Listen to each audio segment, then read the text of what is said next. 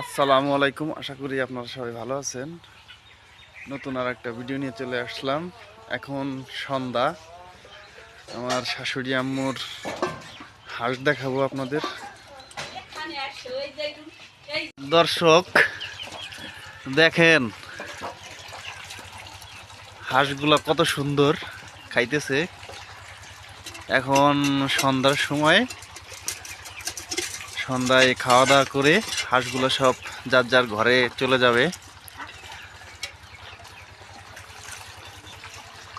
আসলে গ্রামের সৌন্দর্য শেষ হওয়ার নয়। হাঁসগুলো যে এখন সব চলে যাচ্ছে রুমে। রাজহাঁসও খাইতেছে, রাজহাঁসও ঘরে উঠে যাবে। তো দর্শক,